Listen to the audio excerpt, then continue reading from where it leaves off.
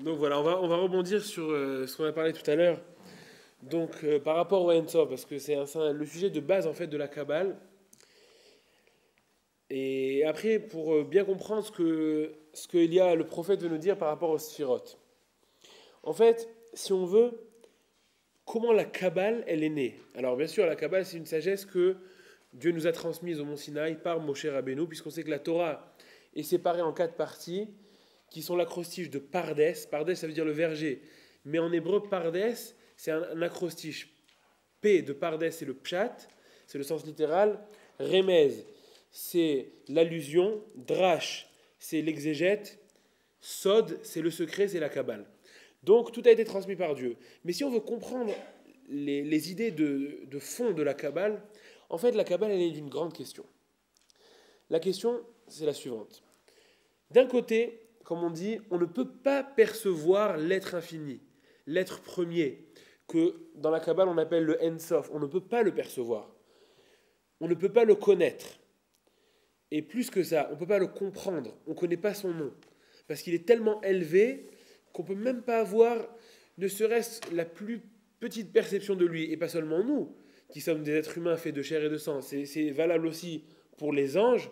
C'est valable aussi pour les séphirotes elles-mêmes, qui sont les attributs divins, puisque les kabbalistes nous disent, même le Keter, qui est la séphira la plus élevée, ne connaît pas son créateur. Il sait qu'il existe, mais il ne le connaît pas vraiment, parce que le En Sof est tellement élevé qu'on ne le connaît pas. D'autre part, le En Sof, il est Shalem Betachlit Ashlemut. Il est la perfection même. Quand je dis perfection, ça veut dire qu'il est déjà au niveau maximum de perfection qui puisse exister. Donc, d'après ça, on devrait comprendre pourquoi Dieu nous a ordonné de faire la Torah et les mitzvot. Puisqu'il apparaît des écrits de nos sages que la Torah et les mitzvot ne sont pas seulement des actes que Dieu nous a donnés au hasard, c'est des actions qui vont créer un environnement qui va faire que la lumière divine va se dévoiler, qui va faire que le nom divin soit glorifié. Comme il est écrit, Tenu Roz Elohim, donnez de la force à Dieu.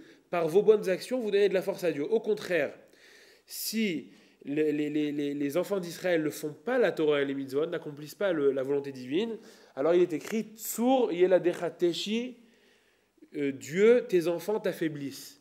Donc on voit que, entre guillemets, Dieu serait talouille, donc dépendrait de nos actions.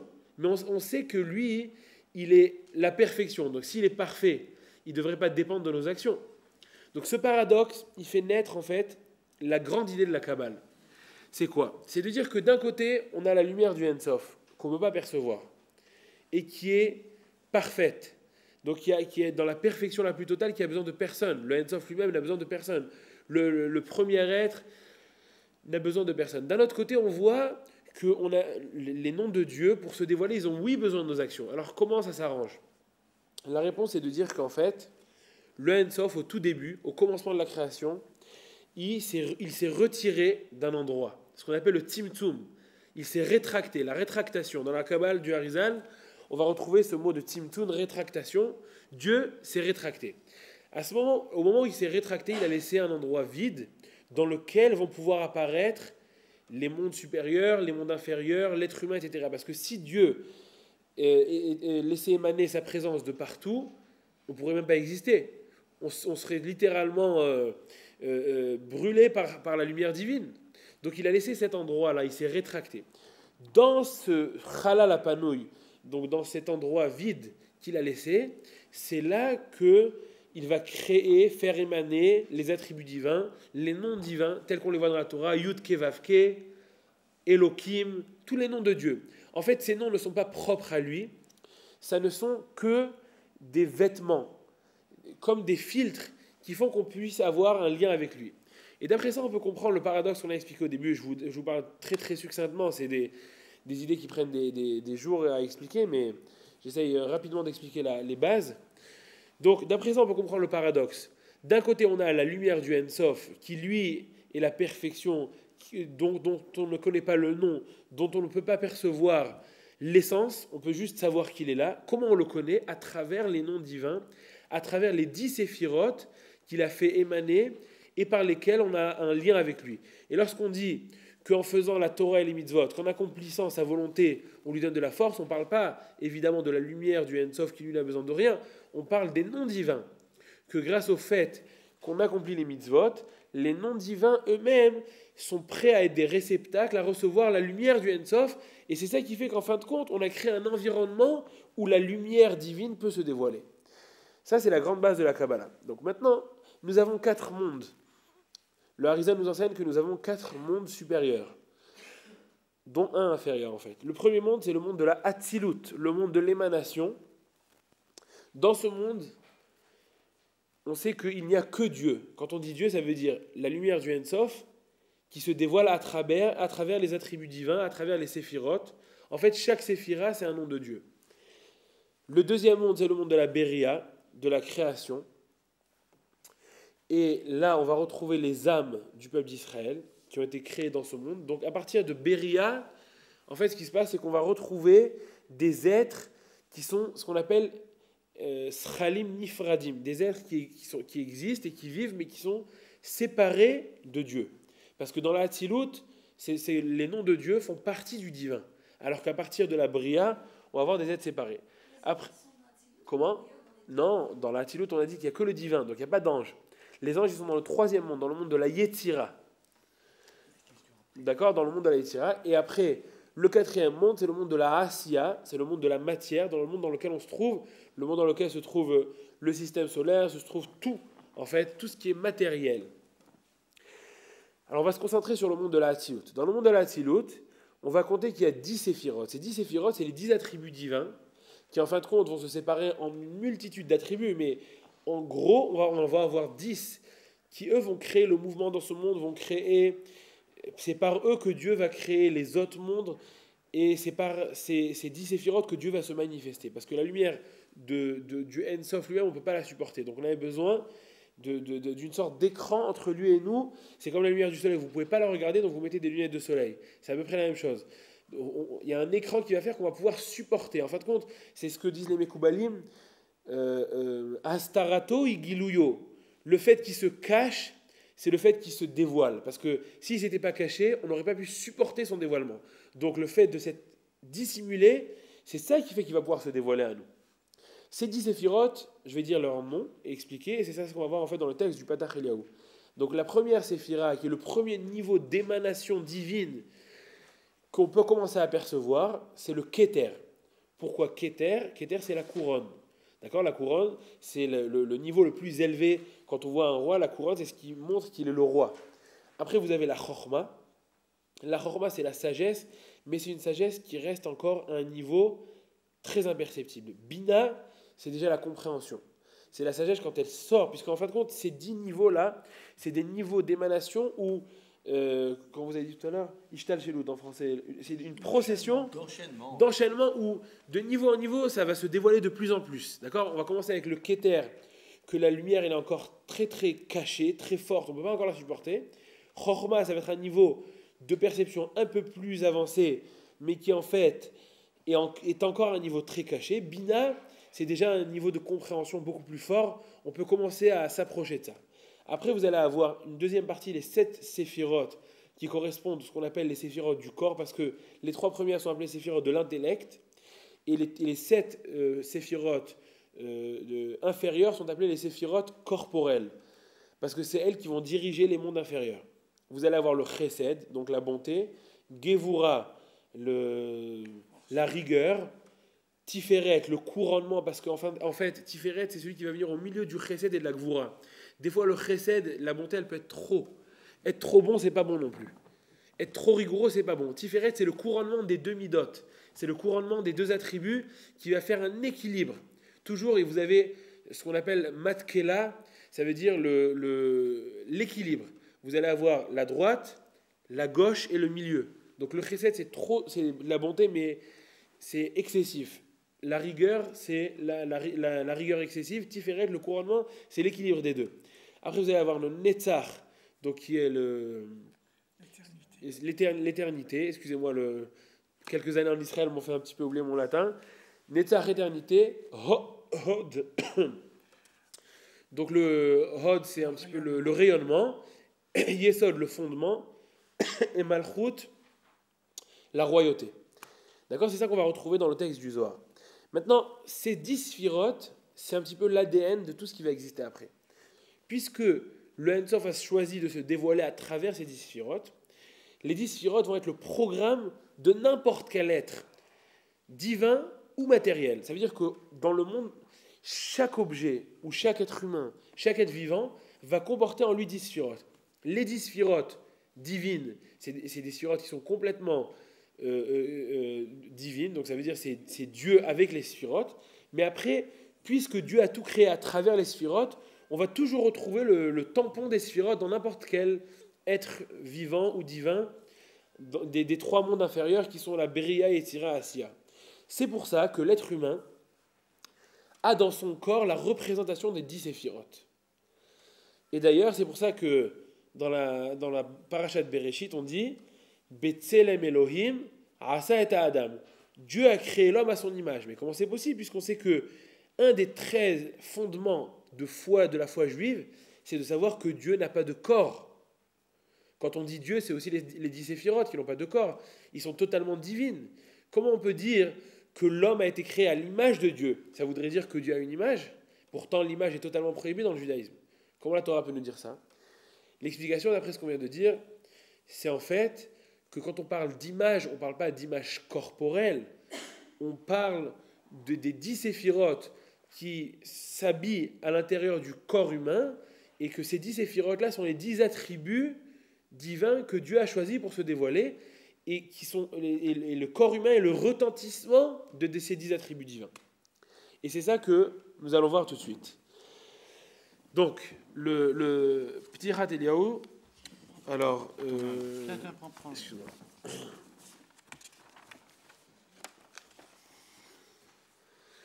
Donc, je commence à les bouchines. Comme tu veux, donc d'accord. On est au niveau de la page des notes, de quelle note? On va prendre la note 25. Non, il faut commencer avec Ve'ilin Aser Sephiran. Bon, d'accord, ok. Ve'ilen Aser Sephiran. C'est 10 séphirotes. Donc vous êtes avec moi tous? D'accord, dans la page 2. Page 2 tout en haut. D'accord, quand vous ouvrez, c'est page 2 tout en haut. Ve'ilen Aser Sephiran. Et ces 10 séphirotes-là, Inun Azlin Kesidran, elles vont selon un ordre bien précis. Hadarich, un qui est long. Vechad Katir, un qui est court. Vechad Benoni, et un qui est médian. Maintenant, qu'est-ce que ça veut dire long, court et médian? C'est ce qu'on a dit tout à l'heure. C'est l'équilibre. Ça veut dire que vous avez la droite, la gauche et le milieu. Le long, ça fait référence à la droite, c'est-à-dire la bonté. Pourquoi on appelle ça long? Parce qu'on sait qu'une personne qui est bonne, elle est patiente. Alors qu'une personne qui est rigoureuse, elle réagit tout de suite. Elle n'a pas la patience. Donc on dit long, ça veut dire qu'on laisse du temps. Dieu, dans cet attribut-là, il laisse le temps même au mécréant de revenir vers lui. C'est pour ça que le chesed est appelé long. Comment? Exactement, Erech Hapaim. Bravo. Chad Katsar, c'est celui qui est court, ça fait référence à la rigueur, qui n'a pas de patience. Chad Benoni, c'est l'équilibre des deux. Ni trop bon, ni trop rigoureux. D'accord? Ça, c'est l'ordre des 10 sphirotes, puisqu'on sait que les séphirotes, il y en a 10, mais elles se partagent en 3 lignes. La droite, la gauche, 3 axes. La droite, la gauche et le milieu. Ve'ant, et toi. Bon, a priori, on pourrait dire ici, Ant, c'est le Ein Sof, pour ne pas rentrer dans les complications. Hu de Aniglon, c'est toi qui les diriges. Velet Managlar. Par contre, toi, il n'y a personne qui te dirige. On sait que le Ein Sof, il n'y a personne au-dessus de lui. Personne ne l'a créé. Il a toujours été là. Et il sera toujours là. Donc, il n'y a personne qui est au-dessus de lui. C'est pour bien insister sur le fait que, à l'inverse des séphirotes, qui ont un Dieu qui les conduit aux sphirotes, et qui les a fait émaner, qui les a créés, à l'inverse de ça, le Ein Sof, personne ne l'a créé, il a toujours été là. Là, tu as la personne ni au-dessus de toi. Vela letata, et non plus personne en bas. Vela mikol sitra, ni d'aucun côté.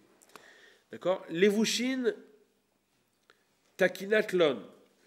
Et tu as créé des vêtements à ces séphirotes.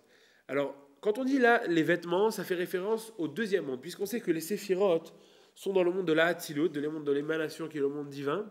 Juste en dessous du monde de l'émanation, on a dit qu'on a le monde de la Béria, de la création. Qu'est-ce qui se trouve dans le monde de la création? Les âmes du peuple juif. C'est pour ça qu'on dit que le monde de la création est un lévouche, est un vêtement, puisqu'on sait que chaque niveau qui apparaît après un premier niveau est appelé un vêtement par rapport au premier parce qu'il le recouvre, parce qu'il fait office de filtre par rapport au premier. Donc, le monde de la Béria est le vêtement du monde de la Hatzilut. Des Minaïhu, et dans ce vêtement-là, c'est-à-dire le monde de la Béria, Parrin, Nishmatin, Livnei Nasha, ont été créées les âmes pour les êtres humains. Mais en fait, ici, on fait référence au peuple d'Israël. Vekama levushin takinatlon. Combien de vêtements as-tu créé des itkariu gufa legabe levushin? Parce que ces vêtements-là, c'est-à-dire les 10 séphirotes du monde de la Béria, qui sont entre guillemets un vêtement au monde de la Hatzilut, qui est appelé par rapport à eux le corps, puisque qu'est-ce qui recouvre un vêtement? Qu'est-ce que le vêtement recouvre? C'est le corps. Donc en fait, le monde de la Hatzilut est appelé corps par rapport au monde de la Béria, qui est appelé vêtement. Donc vous voudrez savoir combien il y a de levushin par rapport au corps, ça veut dire combien de sphirotes en fait il y a. Levushin des Mechasan Aleon par rapport aux vêtements qui recouvrent le corps qui est le monde de la Hatzilut. Et là maintenant on va expliquer quels sont les 10 séphirotes du monde de la Hatzilut. Alors tout à l'heure je vous ai dit que les 10 séphirotes, on commence par le Keter, qui est le couronnement. Mais là on va voir qu'on ne va pas commencer par le Keter, on va commencer par les 7 séphirotes inférieures. Pourquoi? Alors il y a 2 raisons pour ça. Alors justement parce qu'il y a quelqu'un qui a demandé tout à l'heure, vous avez bien judicieusement demandé si c'est une prière, il faudrait commencer de bas en haut. Et bien là c'est encore une preuve que Eliyahu Hanavi n'énonce pas simplement des principes de la Kabbale, mais en fait il fait une unification des attributs divins par sa prière, puisqu'il commence par les 7 séphirotes qui sont appelées les séphirotes inférieures. Parce qu'on coupe les séphirotes en 2. Les 3 premières qui sont appelées l'intellect des séphirotes, la pensée profonde des séphirotes, et les 7 séphirotes inférieures qui sont appelées les séphirotes corporelles, qui correspondent au corps. Et là, on va voir qu'on ne commence pas par le Keter, qui est la première séphira de l'intellect, mais on va commencer par les 7 séphirotes inférieures qui sont appelées les séphirotes corporelles. Pourquoi? Justement, pour ce qu'on a expliqué, que c'est une prière, et quand on prie et qu'on fait l'unification des attributs divins, on commence par ce qui est proche de nous. Puisque ce niveau des 7 séphirotes inférieures est plus proche de nous que le niveau des 3 séphirotes de l'intellect, c'est pour ça qu'on a commencé par les séphirotes inférieures. Donc on va commencer par le chesed, qui est en fin de compte la 4e séphira, et pas par les 3 premières. Et à la fin, on va revenir aux 3 premières. Veitkeriu betikuna da. Et ils sont appelés dans cet arrangement. Pourquoi Eliyahu a employé le terme arrangement? Alors rapidement, on sait que le Harizal nous enseigne, donc le Rav Luria, qu'avant le monde de la Hatzilut, il y avait un autre monde qui s'appelait le monde des Nekudim, le monde des voyelles. Et je ne sais pas si vous avez entendu parler, la brisure des réceptacles, c'était 7 séphirotes que le Ein Sof avait créées et qui n'ont pas supporté la lumière divine. Elles se sont brisées, elles sont tombées dans les mondes inférieurs qui sont la Beria, Yetzira, Asya. Ça s'appelle la brisure des réceptacles. Après, le Ein Sof a ramené ces vases brisés, il les a ramenés dans la Hatzilut et il a créé les 7 séphirotes qu'on connaît aujourd'hui, qui sont les 7 séphirotes corporelles. C'est pour ça qu'Eliyahu emploie Betikuna Da, par cette réparation, parce qu'en fin de compte, ces 7 séphirotes sont nés de la réparation des vases brisés. D'accord? Vous avez compris? Donc la première séphira des séphirotes, ce qu'on appelle corporelles, c'est le chesed. Donc c'est la bonté. Et elle est représentée dans le corps humain par le bras droit, puisque quand on a dit que la bonté, elle est à droite, donc obligatoirement le bras droit qui constitue en fin de compte le côté droit du corps humain, c'est le bras, puisque le tronc, c'est le milieu, c'est l'équilibre, mais le bras droit, ça fera référence à la bonté, puisque l'homme, en fin de compte, c'est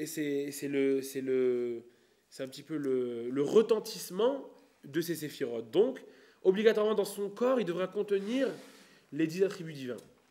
Chesed, Deroa Yemina. Le Chesed, c'est le bras droit. Gevura, Deroa Semala. Gevura, donc c'est la rigueur, la séphira de la rigueur, est représentée par le bras gauche. Tiferet, la séphira qui est le couronnement, donc qui fait l'équilibre des deux, est représentée par le tronc, puisque vous voyez que le tronc est au milieu des deux, pour faire un équilibre entre le bras droit et le bras gauche. Netzach Vahod, les deux séphirotes qui sont Netzach et Hod. Donc Netzach, c'est alors il s'est écrit la victoire et la reconnaissance, c'est les deux pieds. À partir des cuisses, du haut des cuisses jusqu'en bas des pieds, c'est le Netzach et le Hod. Le Netzach sera représenté par le pied droit et le Hod sera représenté par le pied gauche. Alors ici, on voit une différence avec le Chesed, Gvura et Netzach Vahod. Parce que dans Chesed, si vous voyez, on dit Chesed et Deroa Yemina. Le Chesed est représenté par le bras droit. Et Gevura, la rigueur, par le bras gauche. Logiquement, on aurait dû continuer de la même manière. Netzach Shoka Yemina est représenté par le pied droit. Vahod Shoka Semala. Et le Hod est représenté par le pied gauche. Pourquoi Eliyahu Hanavi a changé? Au début, il a séparé distinctement le bras droit, qui est le Chesed, et le bras gauche, qui est la Gevura, alors que dans le Netzach et le Hod, il les a énoncés en d'une seule phrase. Il dit Tren Shokin, ce sont les deux pieds. Énonce-les séparément de la même manière que tu as énoncé l'attribut de bonté et l'attribut de rigueur. La réponse, c'est comme le Harizal nous explique, que le Netzach et le Hod ont une particularité. Chaque séphira a un nom divin. On sait que le Keter, c'est le nom Ehyeh. Quand Dieu dit à Moshe, Ehyeh Asher Ehyeh, je serai. Pourquoi le Keter est appelé Ehyeh, je serai? Parce que le Keter, qui est le couronnement, l'attribut le plus élevé, c'est celui qui va se dévoiler au Mashiach, au moment de la délivrance. Donc c'est un attribut qui va se dévoiler au futur. C'est pour ça qu'il a été appelé Ehyeh, je serai. Chochma, la séphira de Chochma est appelée Yudke, le nom de Dieu qui est Yah. La séphira de Bina est appelée le nom de Dieu Yudke Vavke, mais il faut lui mettre les voyelles de Elohim. Pourquoi? Parce qu'on sait que la Bina est à gauche. Alors, et la gauche, c'est toujours la rigueur. Donc, et le nom Elohim qui est la rigueur, on fait un mélange entre le Yudke Vavke et le Elohim, dont on applique les voyelles du Elohim sur le Yudke Vavke, ça devient la Bina.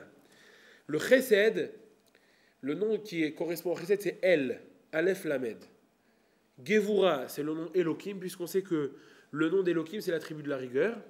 Tiferet, le couronnement, c'est le nom le plus connu, ce qu'on appelle le tétragramme Yudke Vavke, sans voyelle.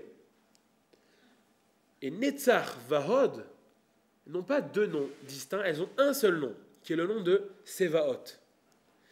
Et d'après ça, on peut comprendre pourquoi Eliyahu Hanavi a énoncé Netzach Vahod d'une seule phrase. Puisque les deux sont contenus dans un seul attribut divin, qui est Tsevaot, à l'inverse de toutes les sphirotes qui ont chacun leur propre nom, c'est pour ça que Eliyahu les a énoncés d'une seule manière. Il a dit les deux pieds, il n'a pas dit le pied droit et le pied gauche. Yesod, maintenant nous arrivons à la 6e séphira, à partir de ce qu'on appelle donc les 7 séphirotes inférieures. Yesod, c'est le fondement, puisque c'est la séphira, on sait que même les 7 séphirotes inférieures, on les distingue en deux parties. Première partie, c'est les 6 séphirotes qui sont appelées les Shishak Tzavot. Les Shishak Tzavot, donc c'est les 4 points cardinaux, le haut et le bas. D'accord? Le Chesed, c'est par rapport au sud. La Gevura, c'est le nord.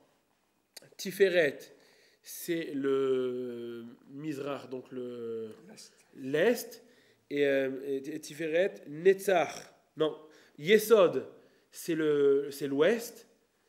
Et Netzach, c'est le haut. Et le Hod, c'est le bas. D'accord? Donc, c'est c'est les 4 points cardinaux, plus le haut et le bas. Et la Malchut, on la distingue en une 7e sphira. Donc, le Yesod, qui est la 6e des 6 sphirotes inférieures, on l'appelle le fondement. De la même manière que pour qu'un édifice tienne, il y a le fondement. De la même manière, la séphira la plus inférieure, elle est appelée le fondement puisqu'elle tient toutes les autres séphirotes au-dessus d'elle. Et le yesod, donc lui, c'est l'alliance sacrée, le membre sur lequel on fait la circoncision. C'est lui qui fait référence à la séphira du yesod. Malchut, P. La 7e séphira, qui est la séphira de la royauté, elle est représentée par le P. Quand on dit P, on ne fait pas référence à la bouche. C'est d'après certains commentateurs, c'est la bouche, mais en fait, on fait référence justement à l'alliance sacrée, qui a elle aussi comme une bouche pour faire sortir la lumière. Et c'est par rapport à ça qu'on dit que Malchut, c'est le P, c'est la bouche. Dans ce ordre des chiffres traduits, on dit que c'est le sexe féminin. Alors il y a les deux, ça dépend. D'accord. On a dit des questions après l'intervention, s'il vous plaît. D'accord. Malchut, P, Torah Shebeal P Karinen là. Et donc la royauté, elle fait référence à la Torah Shebeal P. C'est quoi la Torah Shebeal P? C'est la loi orale, puisqu'on sait qu'il y a la loi écrite et la loi orale. La loi écrite est représentée par les 6 séphirotes qui sont Chesed, Gevura, Tiferet, Netzach, Hod, Yesod. Et la loi écrite est représentée par la séphira de Malchut, qui est l'ouverture. Pourquoi on appelle ça l'ouverture? Parce que la Malchut, c'est la dernière séphira, c'est elle qui va faire passer toute la lumière divine qui a traversé les 9 séphirotes qui sont au-dessus d'elle. C'est comme la bouche qui va exprimer la pensée de l'homme. Donc la Malchut, c'est la séphira qui va exprimer la pensée divine. C'est pour ça qu'elle est appelée la bouche. De la même manière que la bouche, elle sert à l'être humain pour s'exprimer, de la même manière, la séphira de Malchut va servir au divin pour exprimer toute sa volonté qui a traversé les 9 séphirotes qui sont au-dessus de la séphira de Malchut. Maintenant, on tourne la page. Mocha chochma hi. Mahashava milegav. Donc, mocha, c'est le cerveau. Chochma, c'est-à-dire c'est la séphira de chochma qui est la sagesse. Donc là, maintenant, on va passer aux 3 séphirotes qui sont supérieures, qui sont appelées les séphirotes de l'intellect. Mais on ne va pas partir par le Keter, qui est la première. On va d'abord s'occuper de la 2e séphira, qui est la Chochma. Donc la 2e séphira, qui est la Chochma, la sagesse, est appelée Mahashava Milegav, la pensée qui est à l'intérieur du cerveau. Alors il faut savoir que normalement, la Chochma et la Bina, qui sont les 2 séphirotes supérieures, à part le Keter, sont représentées dans le cerveau par l'hémisphère droit et l'hémisphère gauche. La Chochma, c'est l'hémisphère droit, et la Bina, l'hémisphère gauche. Alors là, on voit que ici, par rapport à la Chochma, Eliyahu nous dit Imahashava milegav, c'est la pensée intérieure. Donc, on a l'impression qu'il fait référence à tout le cerveau. Pas seulement à l'hémisphère droit, mais autant à l'hémisphère droit qu'à l'hémisphère gauche. Et au lieu de dire que la Bina, c'est l'hémisphère gauche, il continue, il nous dit Bina. La séphira de Bina, c'est Liba, c'est le cœur. Uba, Halev Mevin, et c'est par elle qu'on a l'intellect.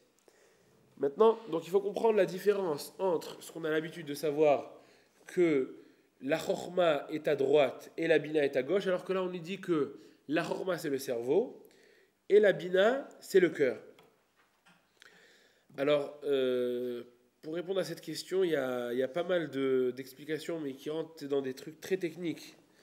Il faut avoir pas mal de connaissances en Kabbale.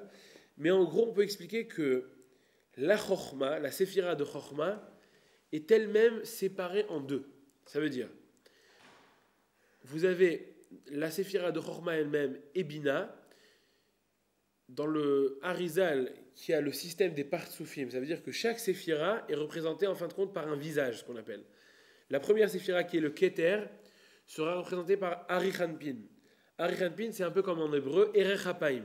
C'est la plus grande source de miséricorde. D'accord? Puisque le Keter, c'est le niveau le plus élevé, donc c'est là où se dévoile le plus haut niveau de miséricorde. Après, vous allez avoir la Chochma, qui est représentée par le visage, qui s'appelle Abba. Pourquoi Abba? Parce que Abba, c'est le père. Et un petit peu dans les séphirotes, ce niveau de Chochma, c'est comme le père qui va engendrer les 7 séphirotes inférieures. Ima, c'est la mer. Et après, vous allez avoir les 6 séphirotes inférieures qui sont représentées par Zeir Anpin, qui sera appelé littéralement le petit visage, par rapport au Keter qui est appelé Arich Anpin, le grand visage, puisque là-bas c'est la miséricorde. Et dans Zeir Anpin, c'est ce qu'on appelle le Mishpat, le jugement. Et après, vous allez avoir la Malchut qui est représentée justement, ce qu'on appelle par la femme.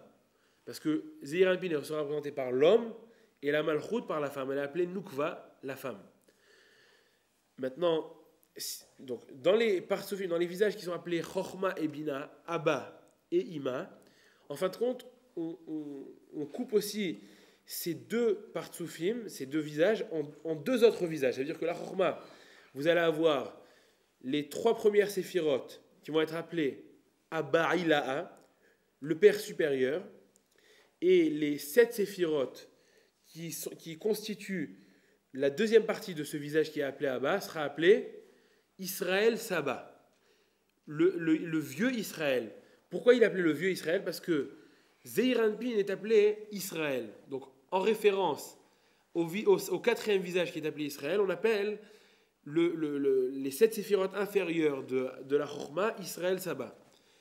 Dans la Bina, vous allez avoir la Bina aussi qui est séparée en 2 partsoufim, en 2 visages distincts. Ima Ilaha, donc la mer supérieure, et en bas la Tevuna, qui est appelée la sagesse. Alors quand vous allez prendre ces 2 visages-là, Abba et Ima qui sont en haut, eux ils vont correspondre à l'intellect qui est en fait l'hémisphère droit et l'hémisphère gauche. Mais les deux en même temps, vous pouvez les appeler Chochma. C'est pour ça que Eliaou nous dit ici que la Chochma correspond à tout le cerveau. Pas seulement à l'hémisphère droit, mais aux 2 hémisphères, et les deux sont appelés Chochma. Alors que Israël, Saba ou Tvuna, qui sont les 2 parties inférieures des visages de Abba et Ima, eux, leur endroit, ça sera dans le cœur. C'est pour ça que en fin de compte, on va dire que la Chochma, c'est l'intellect, et la Bina, la réflexion, elle est dans le cœur. Donc, là, il nous manque aussi le Keter, Ve'al Ilen Tren Ketiv, et sur ces 2, c'est-à-dire la Chochma et la Bina, la sagesse et la compréhension, Ketiv, il est écrit dans la Torah, Anistarot, l'Adonai Elohenu, les choses cachées appartiennent à notre Dieu. Ça veut dire qu'on n'a pas tellement de perception dans ce niveau des séphirotes qui s'appelle Chochma ou Bina. En fin de compte, la grande perception que nous, en tant qu'être humain, on va avoir de Dieu, c'est par les 7 séphirotes inférieures. Mais les 3 premières séphirotes, on n'a pas tellement de perception. On va surtout les avoir par rapport aux 7 séphirotes inférieures. Et maintenant, on arrive, en fin de compte, au Keter, qui est la séphira la plus supérieure. Keter Elion, donc la couronne supérieure. Ihu Keter Malchut. Elle est la couronne de royauté. Alors, qu'est-ce que ça veut dire, ça? Que le Keter Elion, puisque le Keter, normalement, c'est la première séphira, c'est la plus haute. On a dit le Keter, c'est la première. Et la dernière séphira, c'est la Malchut. Alors, comment on peut dire en même temps que le Keter, c'est la Malchut? Puisqu'on voit ici, Keter Elion, la couronne supérieure, c'est la royauté. Mais la royauté, c'est la dernière séphira, pas la première. Alors, l'explication, c'est qu'en fait, dans chaque monde, la Malchut du monde supérieur devient le Keter du monde inférieur. Pour que les mondes s'imbriquent les uns dans les autres, il faut que la Malchut du dernier monde elle-même fasse office de Keter du monde inférieur à elle. C'est pour ça qu'on dit Keter Elion, ou Keter Malchut. La couronne, en fait, c'est la Malchut. La Malchut de qui? La Malchut du monde qui est au-dessus d'elle. Cette Malchut, elle vient, elle s'imbrique dans le Keter du monde qui est en dessous d'elle. Et donc là, on a compris l'ordre des 10 séphirotes. Et où ce Keter apparaît? Ve'ihu karkafta, détfilé. Et ce Keter-là, c'est la karkafta, c'est-à-dire l'os l'os qui est en dessous du cuir chevelu. Karkafta, c'est l'os. Et c'est sur cet os qu'on pose les téphilines. D'accord? Donc, si on veut maintenant résumer l'ordre des 10 séphirotes d'après ce qu'on a vu maintenant, le Keter est représenté par l'os qui est l'endroit le plus élevé du corps humain. La boîte, exactement. La voûte crânienne. La boîte crânienne. D'ailleurs, sur ça, il y a une question. Et je vais finir sur cette petite... Exact. Exact. Et donc en fait, il y a un petit approfondissement ici, c'est le Harizal qui demande une question assez évidente. La boîte crânienne, c'est qu'un os. Donc l'os, par rapport à l'intellect, par rapport au cerveau, qui est lui-même d'un très haut niveau dans l'homme, c'est bizarre que la séphira de Keter, qui est la plus élevée, elle soit représentée par un os, alors que Chokhma et Bina, qui sont d'un niveau inférieur à Keter, elles sont représentées par la matière grise, qui en fin de compte, l'os n'est là que pour protéger cette matière. Comment on pourrait dire que la séphira supérieure n'est que la représentation d'une chose qui protège les deux séphirotes qui sont inférieures à elle? C'est pas logique. C'est ça, mais là la couronne, voilà, là justement, la couronne, en fin de compte, le Harizal explique que dans le Keter, il y a deux parties. Il y a ce qu'on appelle la chitzoniut, c'est-à-dire, la chitzoniut, c'est l'extériorisation du Keter. Ça, c'est représenté par la boîte crânienne. Mais l'intériorité du Keter ne rentre même pas à l'intérieur du corps. C'est une lumière qui est au-dessus de la tête. Au-dessus de chaque être humain, il y a une lumière qui l'entoure. Cette lumière-là, ça s'appelle le Keter. Et en fait, c'est pour ça qu'on appelle ça le Keter, la couronne. Pourquoi? Parce que cette lumière, elle vient couronner le corps humain. On ne la voit pas, mais c'est cette lumière qui est appelée Keter. Et quand on dit que le Keter ici, dans la Ptichat Eliyahu, c'est la Karkafta, c'est la boîte crânienne, on ne parle pas évidemment de la partie intérieure du Keter, on parle de la partie extérieure du Keter, qui elle est la boîte crânienne. Mais évidemment, la partie intérieure, elle est bien plus élevée que le cerveau lui-même. C'est impossible que le Keter soit inférieur au niveau du cerveau. Donc, si maintenant on veut représenter le corps humain par rapport aux 10 séphirotes, comment? Ah ouais, si vous voulez. Donc, si on veut représenter le corps humain par rapport aux 10 séphirotes, qui sont en fin de compte les 10 attributs, et c'est grâce à ces membres-là qu'on a en nous, qui sont reliés en fin de compte au monde de la Hatzilut, qu'on peut arriver à s'attacher à Dieu. Puisque chaque membre fait référence à un attribut de Dieu, c'est ça qui nous permet, en tant qu'être humain, d'amener sur nous la lumière divine et de s'attacher à l'être supérieur qui est Dieu. Donc, pour être messaken, donc pour conclure, d'accord, pour conclure, on dirait comme ça. Le Keter, c'est la lumière qui est au-dessus de la tête, telle une couronne, c'est pour ça qu'elle a appelé Keter le couronnement. Vous avez la chitzonio du Keter, donc l'extériorisation du Keter, c'est la boîte crânienne. La Chokhma, c'est donc l'hémisphère droit et gauche du cerveau. La Bina, c'est le cœur. Le Chesed, c'est le bras droit. Gevura, le bras gauche. Tiferet, c'est le tronc. Netzach et Hod, c'est les pieds. Et Yesod, c'est l'alliance. Et donc comme ça, on a tout le corps humain qui représente le divin. Et c'est grâce à ça qu'on arrive à s'attacher à Dieu. Et c'est aussi pour ça qu'en faisant les mitzvot et en étudiant la Torah, on influe sur les mondes supérieurs, puisqu'on est l'image. Et le retentissement des mondes supérieurs, c'est grâce à ça qu'on a la force d'influencer sur les mondes supérieurs avec nos propres membres corporels.